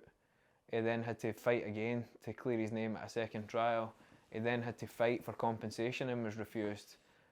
Knew that there's no fighting left to do. What does he do? He just deals with the damage it's done to him, and how do you come to terms with that? It's very, very, very difficult. It's a very different type of fight if you compare it to like a boxer, somebody that's boxed all their life for a large period of time. When they retire, they're suddenly they're lost, because they've got that dog in them, they've got that fight, and that has to come from somewhere. If you've been fighting to survive, that's essentially what it is, a fight for survival. And try to prove your innocence is a fight for survival. Then once that's away, and it's not as if you've got the result you've wanted, you've still had that sting added to you. It is life changing. Yeah, my client Robert Brown, as I say, before he passed away, it was a lifelong commitment to support him. But one of the ways he survived in prison, similarly to yourself, I feel like, was through creativity. He wrote lots and lots and lots of poetry, and that one of the things he used to say was all the king's horses and all the king's men couldn't put a victim of miscarriage of justice back together again. You're never going to put the person back to where they were by way of the damage that was done to them due to the long-term wrongful imprisonment. See, when we go back to the Luke Mitchell case and we were talking about fresh evidence and technicalities, what do you think the possibility of him getting a retrial is? A retrial is no really what you're ever going to get in terms of an appeal. like I say, he's got to convince the commission, who are not minded to send a lot of cases that he might have been the victim of a miscarriage of justice on a purely technical point of law or on a piece of fresh evidence. And there's quite restrictive tests on what constitutes fresh evidence, as we touched on. He'll not get a retrial unless he gets his conviction quashed first. It just simply doesn't happen. Right, so what's the possibility he'll get his conviction quashed? Like I say, I'm pleased to see that he's got this swelly public opinion and people are starting to question it, but in terms of what I've seen coming from that camp, in terms of how they're looking to challenge the conviction, I've not seen anything that strikes me as a strong, potentially arguable appeal point. And that again speaks to what's wrong with the system. You've got somebody that a lot of people are saying has been wrongfully convicted and shouldn't be serving a life sentence for a crime that I'm certain there's no real tangible evidence that he done it. It's a purely circumstantial case, but he needs something more than just that to convince the Scottish courts that they're to let him out. Yeah, so see, because I've had Scott Forbes on a number of times, and he talks about, it goes into detail how there's like sperm DNA samples found in Jodie Jones's body, the victim. See if they were to be tested and show a different DNA profile, would that be classed as fresh evidence? I think so. If it was was that not available at the original trial though? It depends if they can argue that the Crown kind of suppressed that. Right. There might be different ways to argue it, but in terms of an appeal, once you're convicted, and in fact, for the point you're accused of a crime, the presumption of innocence disappears and there's a presumption of guilt, and there's a massive presumption of guilt in terms of trying to put together an appeal. So every rub of the green goes to the Crown. So they'll do everything that they can to make sure that this evidence isn't heard. We touched a bit on Sean's appeal. The courts and the Crown are moving heaven and earth to make sure that which weapon was actually the one that committed the fatal stabbing is properly looked at. That's simply just to make sure that public confidence in the system preserved by way of preserving the conviction at all costs. But I'm glad the people that are looking at Luke's case are asking the right questions, that there's something appears to be wrong here. What do we do about it? They, like Luke and like his supporters, will find themselves banging their head against a brick wall, thinking there's no actually a remedy and access to justice and an avenue available to him to challenge. I'm not advising them, as I say, but I think the people who are going down the route of trying to get him paroled in order to get out, rather than trying to attack the conviction, that's his best chance of ever getting out, is engaging properly with the parole system. You think so? Yeah, but then that's a matter for him. As I say, my client Robert Brown said never will I play that game, even if you're saying I didn't need to admit my guilt to leave. I'm not leaving until you exonerate me. We at MOJO take the view that that's a matter for you. Even if you want to say, look, the only time I'm ever going to not maintain my innocence is I'm going to tell the parole board I've done it to get out. That's we didn't hold that against anybody. So it's a matter for you how you do your time, and if you want it, and that's the only way to get out, we wouldn't criticise anybody for that. Yeah, it's totally understandable. Many people, very few victims of miscarriage of justice take that route though, take that line, that they would ever admit it. There's a kind of more nuanced way to play the game with the parole board to say, look, I'm still maintaining my innocence, but I've not been an angel my whole life, and there is things I can learn about myself, and there is ways that I can engage with social work and improve, but I never done that, what you're saying I've done. So see, if somebody was to do that though, like, know that as such, like if they were just to admit, right, I done this just to get out, purely for that, they've denied all liability, their full time, and then just done that purely to get parole, would that affect their appeal? No, because it's a purely technical point. It's the question for an appeal was, have you been legitimately convicted?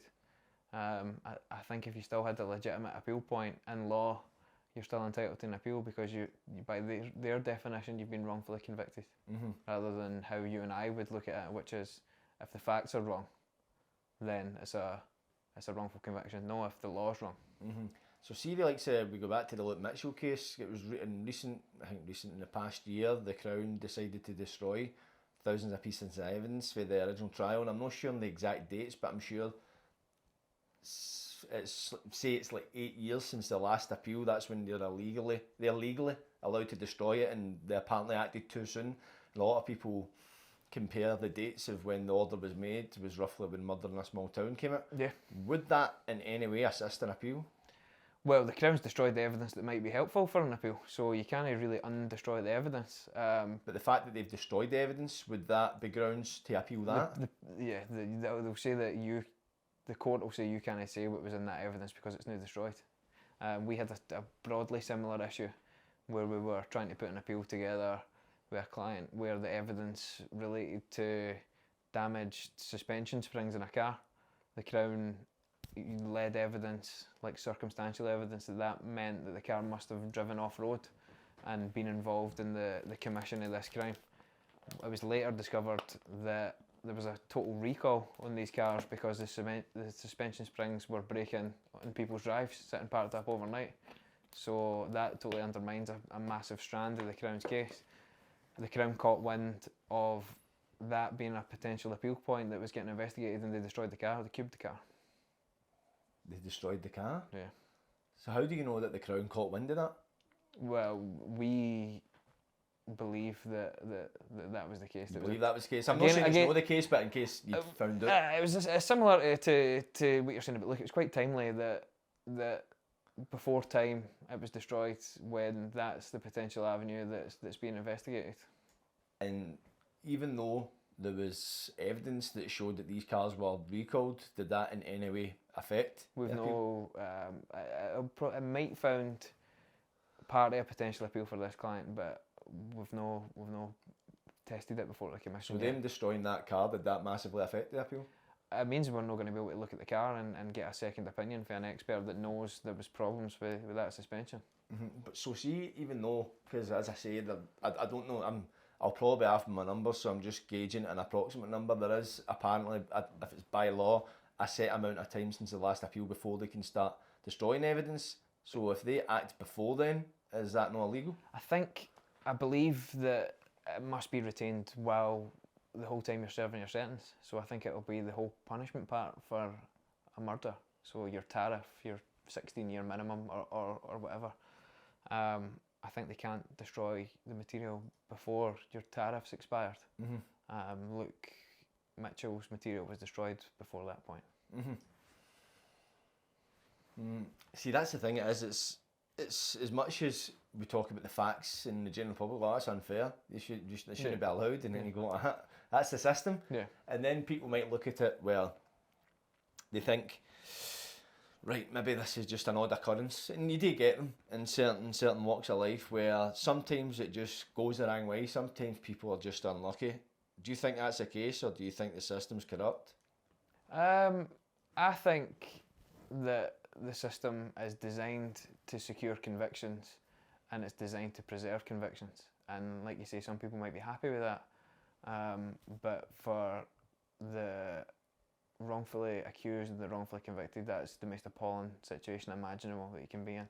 Not only have you been wrongfully stigmatised in the most serious types of crime, you've had your liberty taken away, it's ruined your life and flipped it upside down beyond all recognition, and then when you try to rectify it, the same system who put you in that place in the first place refuses to take accountability and refuses to take ownership of its own mistake, and you're left with nowhere to go in terms of an appeal, oftentimes. So yeah, I think the system, yeah, I would agree with you if that's your assessment, that it's corrupt and is unwilling to recognise its own mistakes. How would you fix that? I would, well, I would look at the commission system and either say, like, there clearly is something wrong. The hypothesis that you put forward that the problem with miscarriages of justice must have went away because there's loads of convictions and there's very few appeals, I simply disagree with that. I think the problem is access to justice. I wasn't saying that. I'm saying no, I understand that you're saying that there'll be people out there that say that, but that's certainly one way you could look at. That's a conclusion that you could draw for those numbers. I recognise that myself. If somebody could look at that and say that, I say that the problem is that second and subsequent appeals are now so difficult. In Scotland, I would propose two different things. I wouldn't say scrap the commission and start again. I would say the powers of the Commission need to be looked at. What I would say is, if the Commission believe there's been a potential miscarriage of justice, that they've got the powers to quash that conviction within certain qualifying criteria, and then you can get a retrial. Like when you asked, will Luke Mitchell ever get a retrial?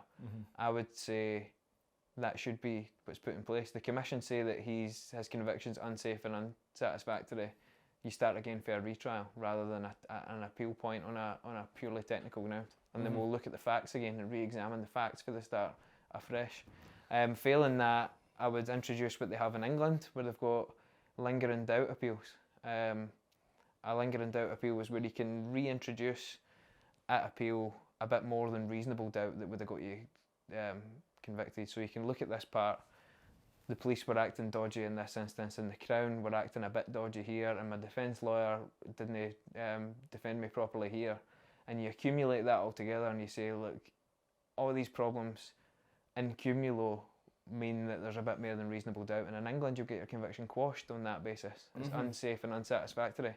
In Scotland it doesn't work like that. You can't have a lingering doubt appeal, and the Commission have actually sent a case up to the court on that basis, and these are one of the instances I was pointing to where they got slapped down for trying to introduce new law and dictating to the appeal court what the law was. So in Scotland they'll only look at, if you go up on 4 points in appeal, they'll look at them 4 individually and say that first point, non-disclosure by the Crown, that in itself isn't enough to prove there's been a miscarriage of justice and you've been wrongfully convicted. The second point is that my lawyer let me down because he should have led this evidence or he should have got this tested. That in itself isn't enough to influence the jury because they heard a sufficient case elsewhere and they come to a decision and we can't look behind that. And they'll individually assess and rubbish all your points. Whereas in England you could accumulate the 4 of them together and say, come on, look, if that's a bit wrong, that's a bit wrong, that's a bit wrong, then there's a problem with this trial, there's a problem with this conviction. You just simply didn't have that argument in Scotland. So they either introduce that, which would probably require the Scottish legislature to in law say that the courts now must look at it that way, or as I say, I would give the Commission more power so that they're not under any pressure for the appeal court not to send cases up, that they can quash a conviction and then it goes back to the court for an automatic retrial on cause shown.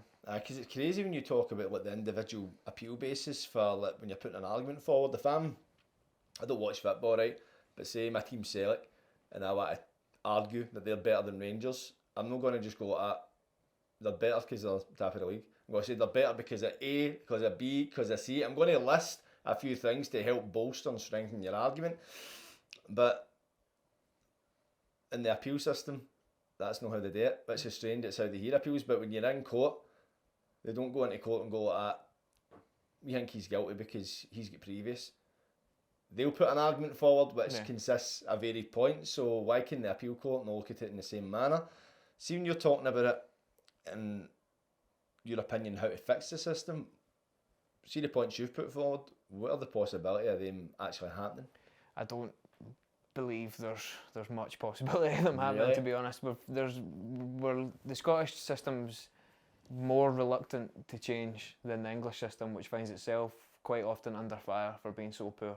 When the numbers are worse up here in terms of successful appeals, and like I said, the appetite for change, I think we're kind of a more, like in terms of the public, we're a more progressive, left-leaning country than England perhaps, but in terms of the judiciary and who are the ones that are applying and making judge-made law, they're a lot more conservative with a small c than even the judges in England.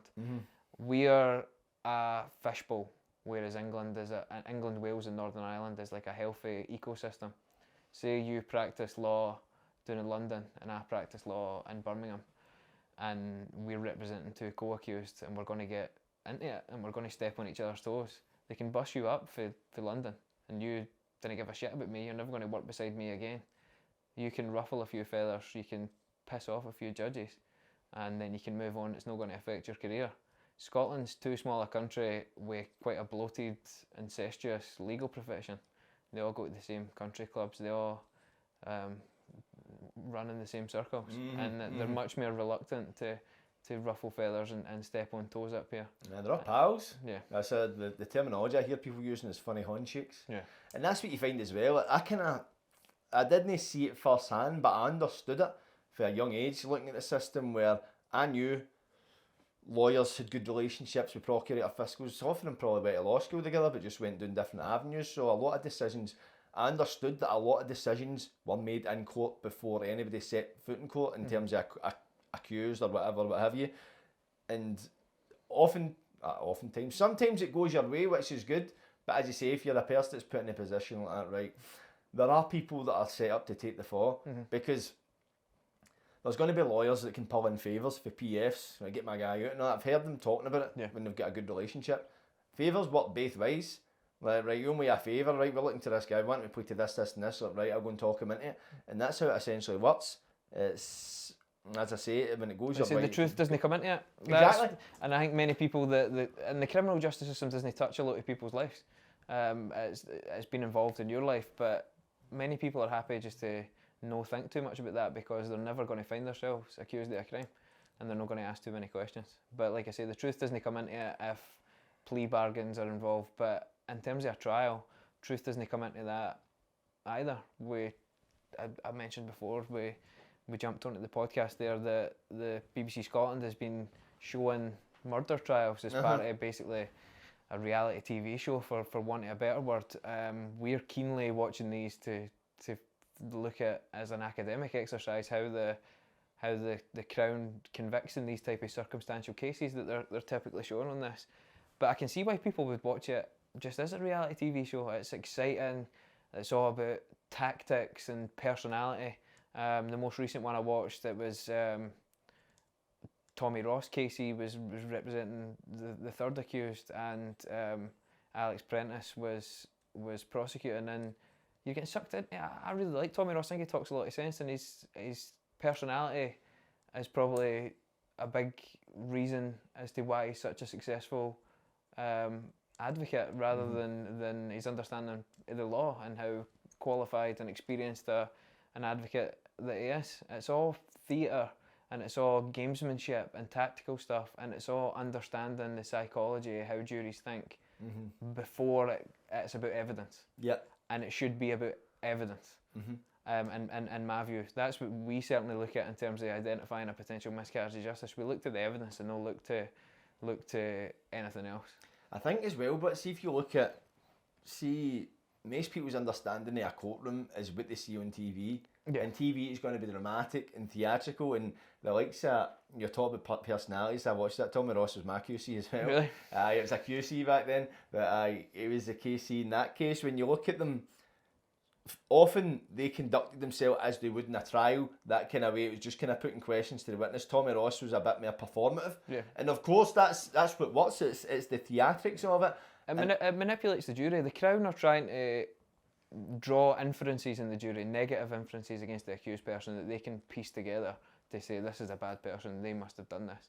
And all the defence is trying to do is introduce reasonable doubt to win, because it's winner takes all, and the truth's neither here nor there. It's a competition between two learned professionals, and somebody's life, whether it be a victim of crime or a wrongfully accused person, is right at the heart of all this. Yeah, it's legal tennis. Yeah, absolutely. Like even, and again, it is entertaining watching it on the telly when Tommy Ross is cross-examining a witness for the Crown, and they say something and he takes a big dramatic pause and a big over-dramatic "I right" face.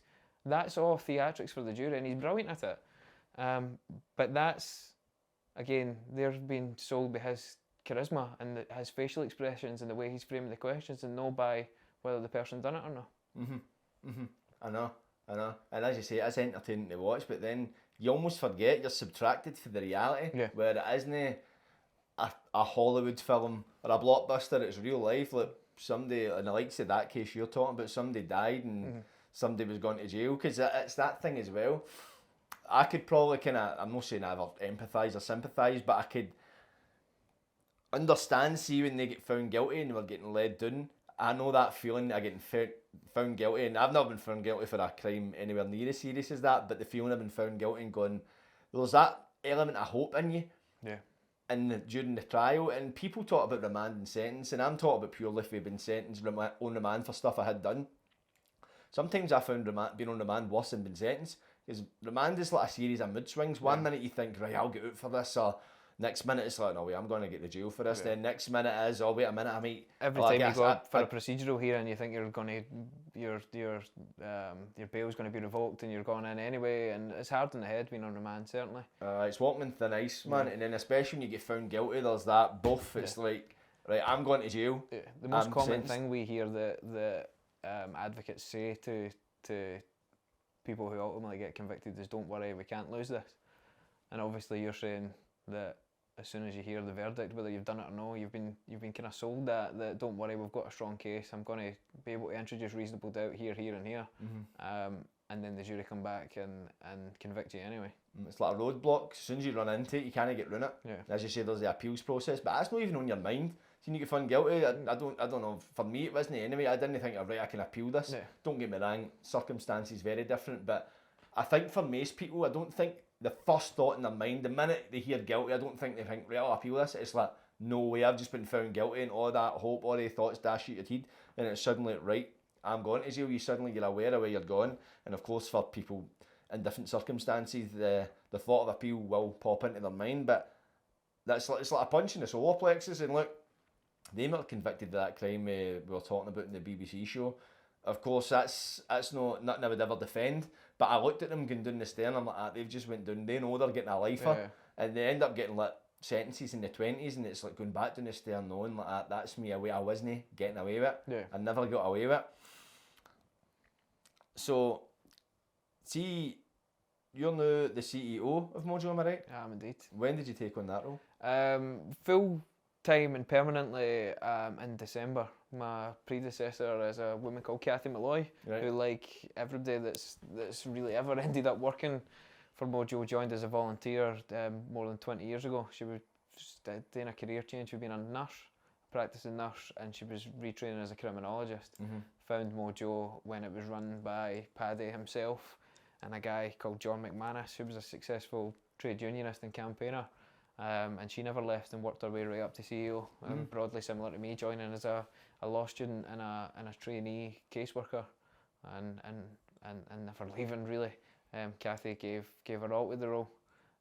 But yeah, like I say, I was senior legal caseworker by the time I graduated university, and the second most senior in the legal team. The vacancy that come up in 2019 as I was graduating for university was aftercare project manager, which I grabbed with both hands. That's again where we see the results and we can actually help clients. I hope I've got across to people how difficult it is to actually get a result for an appeal in Scotland, whether you're innocent or not. Where we help clients to deal with the effects of wrongful imprisonment, and where we actually support the system and get tangible benefits is through the aftercare programme. So I couldn't wait to get involved in that. And like I say, my dad's background's in mental health. I ended up that my career path was much more in line with theirs than if I was going to go and practice and be a criminal defence lawyer.